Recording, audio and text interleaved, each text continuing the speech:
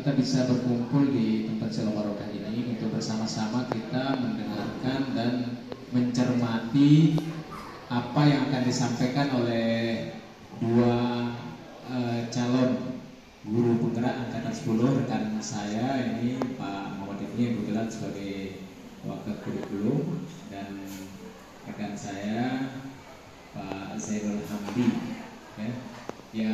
Alhamdulillah ya, ini adalah materi yang menurut saya sangat penting karena saya juga pernah melewati ini dan merupakan salah satu bekal kita dalam menangani permasalahan yang ada terkait dengan bagaimana kita mengembalikan identitas siswa kita sehingga siswa itu tetap merasa nyaman dan tetap merasa bahwa dia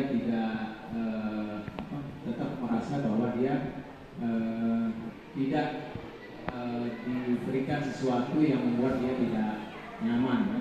Dan ini adalah bagian daripada disiplin positif atau budaya positif, bagaimana menegakkan nilai-nilai norma-norma yang dilakukan di sekolah berdasarkan keyakinan dia, termasuk pembentukan keyakinan kelas, kemudian ada namanya restitusi, lebih khususnya ada segitiga restitusi ya, bukan hanya segitiga pemahaman ya, segitiga restitusi ya. Segitiga restitusi itu adalah salah satu langkah kita dalam mengembalikan identitas siswa, bukan untuk menebus atau bukan untuk menebus kesalahan siswa, tetapi bagaimana kita memperlakukan siswa supaya kembali dengan identitas yang lebih baik ya. Nah itu sebabnya materi ini menurut saya sangat urgen dalam menangani masalah-masalah yang muncul ketika siswa itu melanggar sebuah aturan atau melanggar sebuah disiplin yang diterapkan di sekolah ya. Karena memang sangat luas sekali materi tentang disiplin dan budaya positif ini ya. Bagaimana kita menyikapi penghargaan dan hukuman, itu juga bagaimana membuat keyakinan kelas, bagaimana mengembalikan identitas siswa, salah satunya nanti dengan segitiga restitusi tersebut. Nah jadi mungkin Bapak Ibu ya, dan rekan-rekan guru semua nanti bisa berdiskusi lebih jauh dengan calon guru penggerak kita yang ada di depan ya, yaitu Pak Rodini dan Bapak Zainul Hamdi. Nah, untuk tidak memperpanjang kalam, kita akan mempersilahkan kepada beliau berdua untuk mengeksplorasi, berbagi, berdiskusi, dan saling menginspirasi terkait dengan tema yang sudah ada di baca di depan di sini, yaitu tentang budaya positif atau ada juga mengatakan disiplin positif ya. Oke, kita langsung saja. Yang pertama siapa ini, Pak Hibni atau Pak Zainul Hamdi duluan ini? Pak Hibni dulu. Oke, kepada beliau disilakan.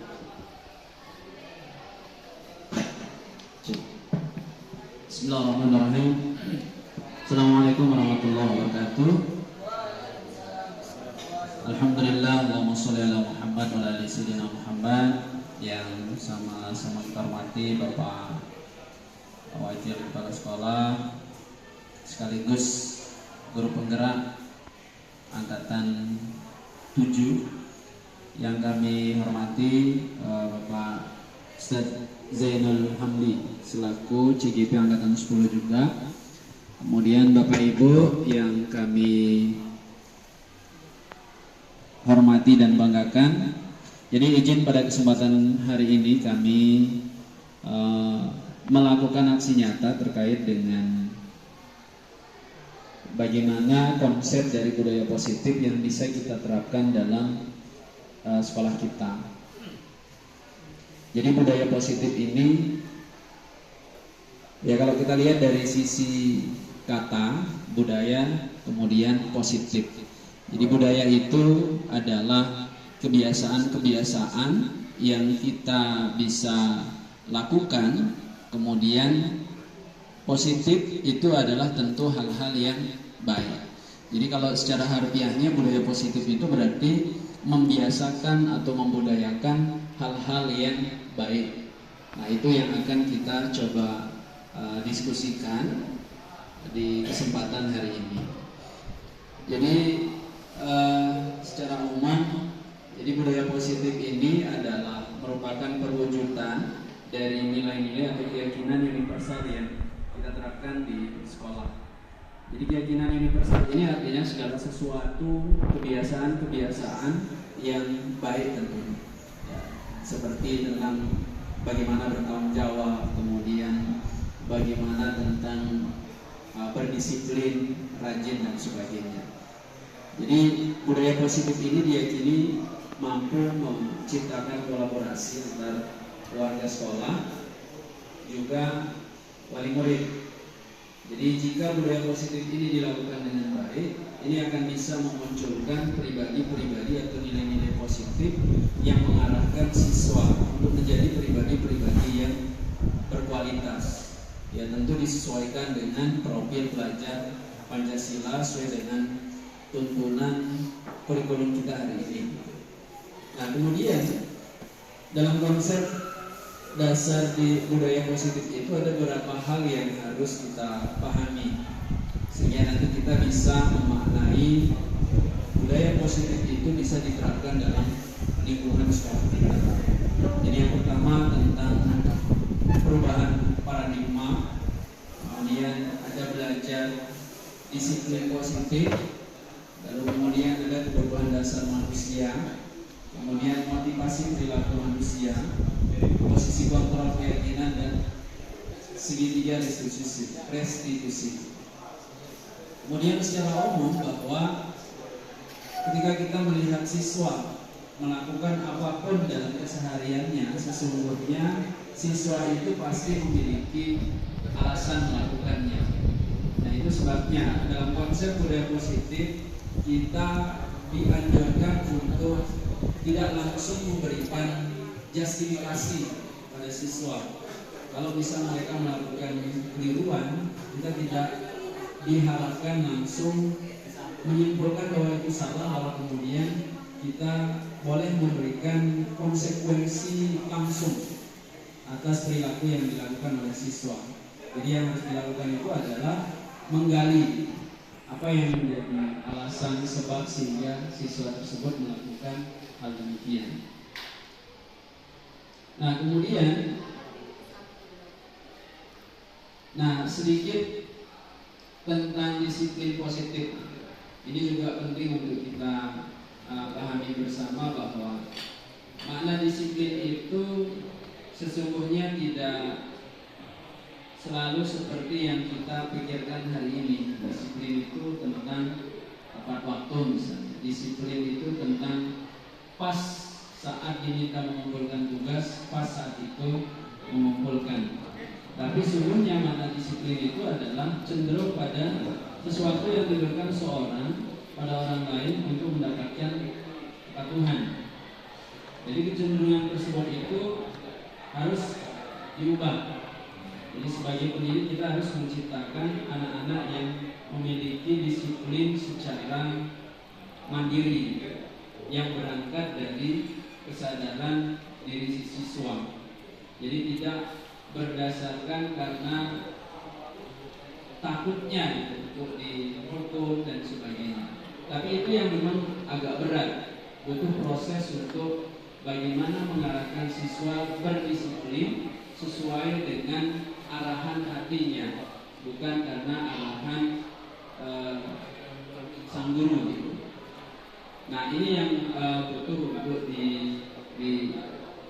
kita pahami bersama, dan melalui materi ini nanti kita akan bisa. Nah lalu kemudian sebagai guru juga kita harus mengerti bahwa setiap manusia memiliki kebutuhan dasar. Jadi kita tidak bisa dalam menghadapi siswa itu sebagai seorang yang menganggap kita lebih tinggi.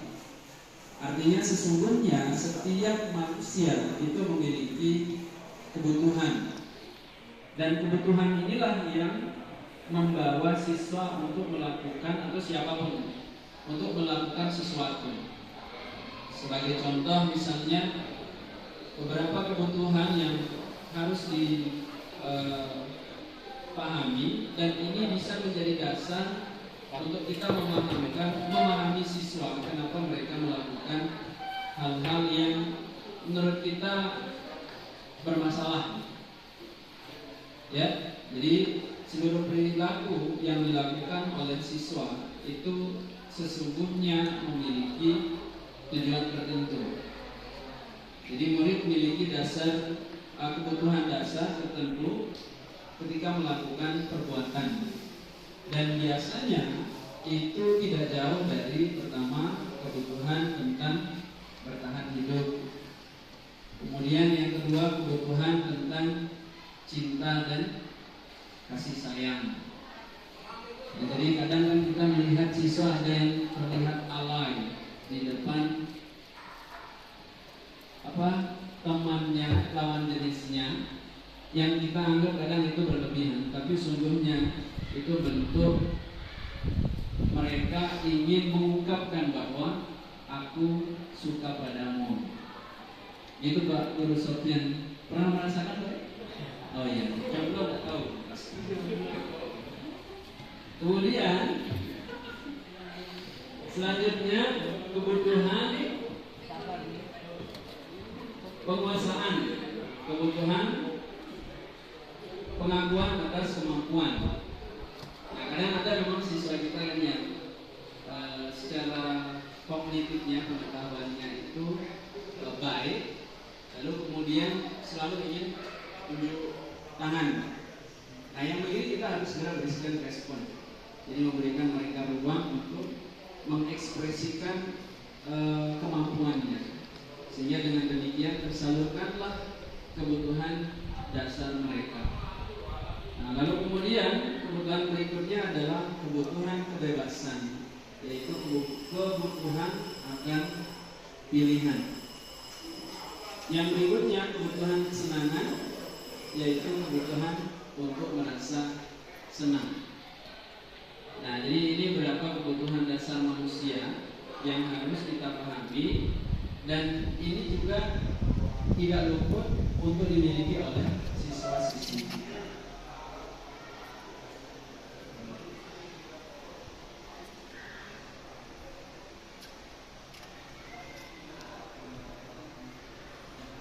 Nah, ini sebagai contoh. Jadi kita sekali lagi memahami bahwa setiap siswa itu melakukan segala sesuatu itu pasti memiliki alasan tersendiri. Yang biasa kita sebut alasan itu adalah sebagai bentuk dorongan atau motivasi. Jadi motivasi itu seperti yang kita pahami bersama adalah dorongan yang timbul pada diri seorang secara sadar atau tidak sadar untuk melakukan suatu tindakan dengan tujuan tertentu. Dan biasanya dorongan itu asalnya dari dua kondisi. Yang pertama dari eksternal, lalu kemudian dari internal. Jadi biasanya kalau dari eksternal itu adalah dorongan yang berasal dari luar diri kita. Jadi kalau siswa di luar dari diri mereka gitu. Ya, seperti murid melakukan kedisiplinan itu dikarenakan takut, ya. Kemudian karena menghindari dari hukuman atau mengharapkan akan mendapatkan penghargaan. Nah, jadi kalau kondisi seperti ini, itu artinya dorongan itu atau motivasi itu masih berasal dari luar, gitu. Nah, kemudian bagaimana kalau motivasi yang lain? Nah, yang lain itu adalah motivasi internal. Jadi motivasi yang datangnya dari dalam diri seseorang. Nah, kalau siswa maka itu berasal dari dalam diri mereka. Ya, sebagai contoh ketika melakukan disiplin, mereka beralasan bahwa mereka sadar akan nilai-nilai kebajikan dalam dirinya dengan tujuan menghargai nilai kebajikan diri mereka sendiri. Nah, salah satu konsep yang bisa digunakan untuk memberikan kedisiplinan itu adalah dengan melakukan pendekatan restitusi, ya. Nah, jadi ini juga bisa digunakan. Nah, apa itu restitusi? Jadi restitusi itu adalah proses menciptakan kondisi bagi murid untuk memperbaiki kesalahan mereka sehingga mereka bisa kembali kepada kelompok mereka. Jadi kita mengkondisikan siswa itu merasa bersalah tanpa harus mengatakan dia salah. Jadi di konsep restitusi itu kita mengarahkan siswa untuk dia sadar dengan sendiri bahwa oh iya, yang saya lakukan ini adalah salah, tanpa langsung mendikte bahwa yang dia lakukan memang salah. Dan dalam proses restitusi ini kita menghadirkan siswa itu, bahkan pada satu tahapannya kita akan menganggap bahwa melakukan kesalahan itu adalah hal yang normal. Jadi semua manusia itu memiliki kemampuan untuk berbuat salah. Sehingga dengan demikian siswa akan beranggapan bahwa oh iya, saya memang manusia biasa dan berhak untuk berbuat salah. Jadi ketika mereka melakukan kesalahan, mereka tidak langsung menghardik diri bahwa saya adalah, kalau bahasa kita, aku ya abal-abal selalu memang tempatnya salah. Tapi dengan konsep restitusi ini mereka akan beranggapan bahwa salah itu adalah hal yang lumrah. Salah itu adalah sesuatu yang tidak mengejutkan. Nah, itu yang ingin ditanamkan di restitusi. Dan tahapannya ada 3. Nah, nanti bisa Bapak Ibu mencari referensi, menambah referensi. Ini sebagai gambaran. Nah, ini ciri-ciri restitusi secara umumnya itu adalah pertama menguatkan dan fokus pada solusi. Jadi tidak fokus pada kesalahan yang dilakukan oleh seseorang itu, pada siswa itu. Nah, kemudian pada karakternya, jadi bukan pada tindakan. Jadi kita sekali lagi tidak menjustis pada kekeliruan apa yang dilakukan oleh siswa, tetapi kita lebih pada menyentuh karakternya. Kemudian ciri selanjutnya adalah bukan menebus kesalahan, tetapi belajar dari kesalahan. Jadi ketika siswa atau siapapun dengan konsep restitusi itu, kita berusaha memberikan penyadaran kepada mereka tanpa harus seperti kita menggurui mereka. Jadi bagaimana agar siswa itu memiliki rasa saya memang salah. Nah, sehingga dengan cara itu mereka nanti akan dengan sendirinya mencari solusi itu sendiri. Nah, kemudian selanjutnya mencari kebutuhan dasar yang mendasari tindakan. Nah, dalam proses restitusi ini juga penting untuk kita bertanya kepada siswa. Misalnya siswa tidak telat masuk kelas. Jadi sebenarnya kita tidak langsung menyalahkan kalau ini restitusinya dalam proses belajar. Jadi kita bisa bertanya kepada siswa, tahu nggak bahwa misalnya apa yang menjadi permasalahanmu hari ini? Oh ya, tahu, adalah keterlambatan.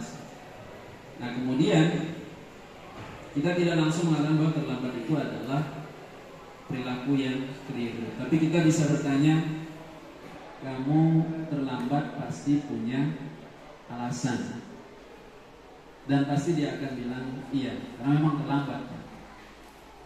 Nah, baru kemudian kita kejar lagi dengan pertanyaan, kira-kira apa alasan sehingga kamu terlambat. Nah, dengan demikian nanti kita akan tahu akar yang permasalahannya. Nah, begitu sederhananya. Nah, kemudian ciri selanjutnya adalah menuntut untuk melihat ke dalam diri. Jadi lebih pada siswa merenungi apa yang menjadi kekeliruan dia saat itu, gitu. Bukan kita yang memberikan kesimpulan bahwa yang dia lakukan itu adalah keliru.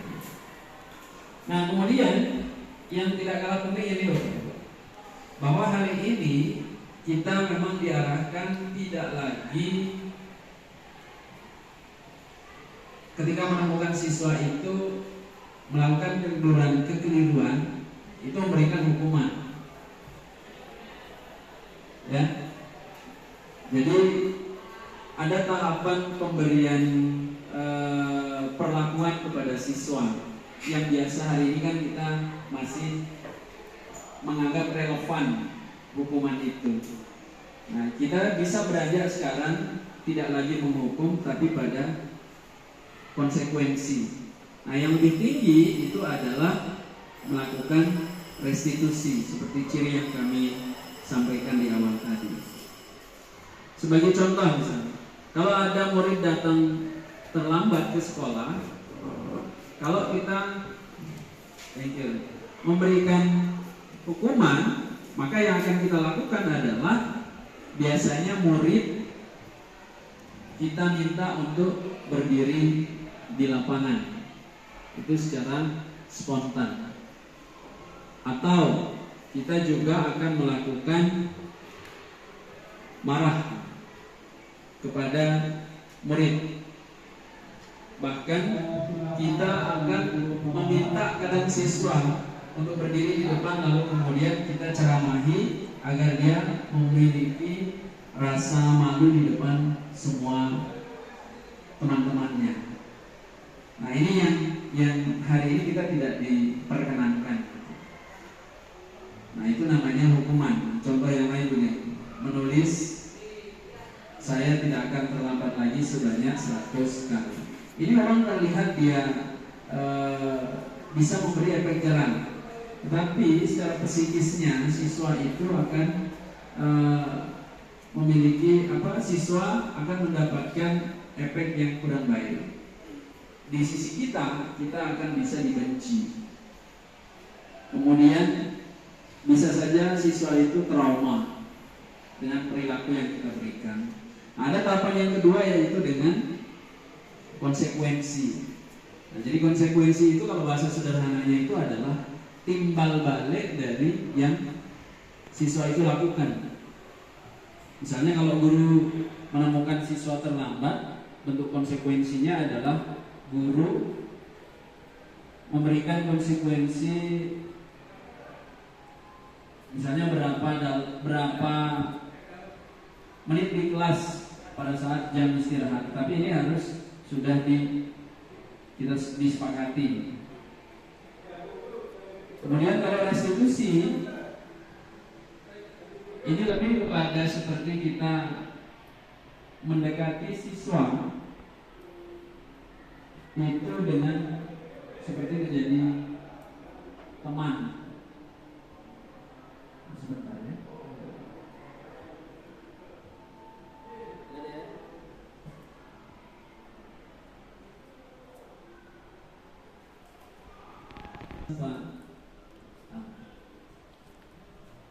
Nah, jadi ini perbedaan hukuman, konsekuensi, dan restitusi. Nah, kemudian yang paling penting, tidak kalah pentingnya juga, bahwa dalam proses menangani siswa yang bermasalah itu, penting guru itu memahami posisi kontrolnya, ya, dalam memberikan perlakuan kepada siswa yang kita anggap bermasalah itu. Jadi yang pertama, kita bisa menjadi penghukum. Ini nanti dalam pembelajaran ini harus dimiliki ini juga, ya. Jadi kalau menjadi penghukum itu adalah level paling bawah ketika kita mendapatkan siswa yang bermasalah. Kemudian selanjutnya kita bisa juga memposisikan diri sebagai pembuat rasa bersalah. Nah ini juga ada caranya. Nah ini sebagai gambaran.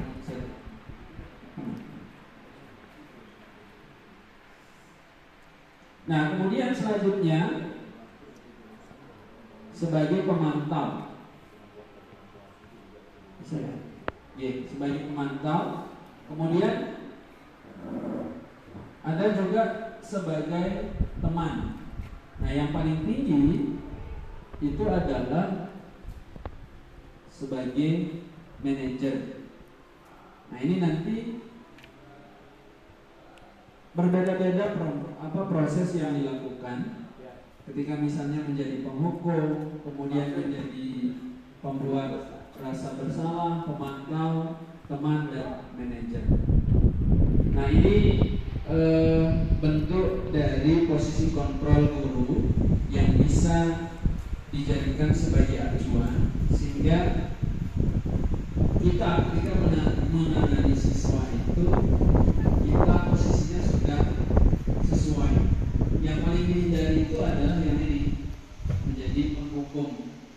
Karena yang namanya penghukum itu adalah menyebabkan efek samping. Ya, seperti kalau sakit kepala minumnya pil KB, nah, itu membawa efek samping. Kan lain perlakuan. Nah, jadi kalau ingin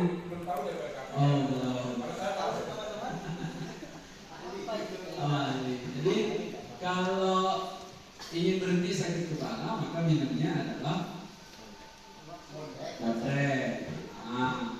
Kalau yang ingin berjalan bisa pakai Baygon. Langsung sirnas. Kenapa ini?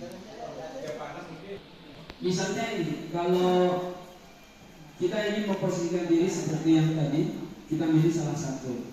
Misal ada kasus nih, murid tidak memakai atribut lengkap saat upacara bendera. Jadi kalau kita menjadi penghukum, maka yang kita lakukan adalah kita akan bilang patuhi peraturan sekolah, berdiri di barisan lain. Nah, itu secara simultan. Kemudian kalau posisi sebagai pembuat rasa bersalah, kayaknya dilus-lus Pak ya. Berapa kali ibu atau Pak guru bilang sama kamu, ibu kecewa sama kamu atas atas perilaku salahmu hari ini, perilakumu hari ini gitu. Jadi dia merasa apa yang membuat gurunya kecewa? Yaitu tadi tidak lengkap atributnya. Kemudian kalau sebagai teman ini agak santai. Kamu lagi, jangan gitu dong. Ayo gabung dengan yang untung ada ibu.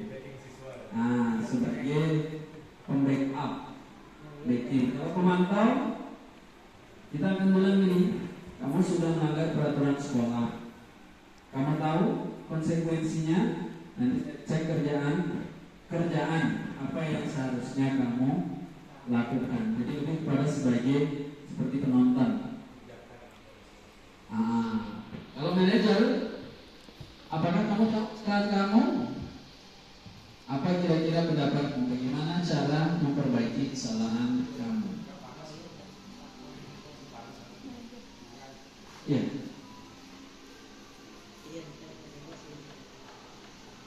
Ya, mungkin itu gambaran dari budaya positif yang bisa nanti kita terapkan dalam proses menangani permasalahan-permasalahan yang ada di siswa-siswi kita, Bapak Ibu. Jadi yang pasti adalah kita hari ini harus berusaha mendekati siswa kita dengan cara yang agak berbeda. Jadi bagaimana guru kita di masa lalu memberikan perlakuan kepada kita hari ini bisa jadi sudah tidak relevan untuk kita juga copy paste untuk kita terapkan kepada siswa-siswi kita. Karena kita di masa lalu mungkin namanya gen milenial. Nah, kalau yang sekarang sudah Gen Z. Jadi milenial dengan Gen Z itu adalah generasi yang berbeda. Tentu perlakuan yang dia harus berikan itu harus berbeda. Seperti yang Rasulullah katakan kepada Ustaz, didiklah anakmu sesuai dengan zamannya. Artinya kita tidak bisa menggunakan cara dulu untuk membuat siswa misalnya hari ini jerang. Dulu mungkin berhasil, hari ini belum tentu. Karena siswa hari ini manusianya berbeda. Tapi sungguhnya manusianya tetap sama, tetapi dia berhidup itu di kondisi yang berbeda. Itu sebabnya kita menjadi guru itu harus belajar tanpa henti sampai pensiun. Itu Ustaz? Oke. Baik, demikian yang bisa kami sampaikan. Segala kekurangan mohon maaf. Jadi ini adalah bentuk pemaparan yang masih dalam bentuk konsep yang harapannya kita bersama-sama nanti bisa terapkan secara kolaborasi. Karena dengan kolaborasi kita akan bisa melakukan hal-hal yang besar. Terima kasih, kami akhiri. Allahumma muwaffiq wa la ilaha illa anta. Assalamualaikum warahmatullahi wabarakatuh.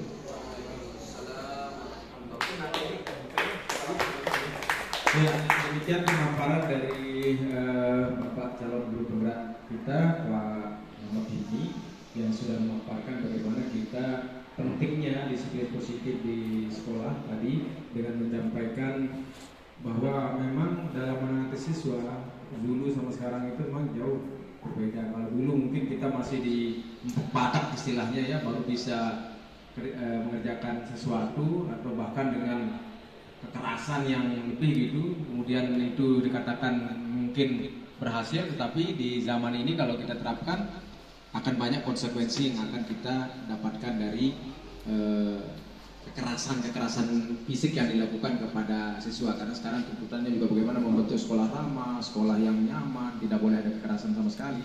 Nah, inilah salah satu solusi-solusi yang bisa ditawarkan dalam menangani permasalahan siswa kita. Maksud tadi diungkapkan oleh Pak itu ada tingkatan dalam memberikan ini sama siswa, ada konsekuensi, kemudian ada restitusi untuk mengembalikan identitas siswa supaya berhasil. Ada 5 posisi kontrol guru. Yang pertama, kedua itu dikatakan gagal identitasnya kalau kita memposisikan diri kita sebagai penghukum atau sebagai merasa bersalah, ya. Sebagai teman juga itu kurang pas. Yang paling ideal itu adalah kita posisikan diri sebagai manajer, dan ini adalah langkah kita untuk terus berefleksi supaya kita bisa menjadi benar-benar menjadi manajer sejati bagi murid-murid kita. Nah, selanjutnya kita akan mendengarkan paparan sedikit dari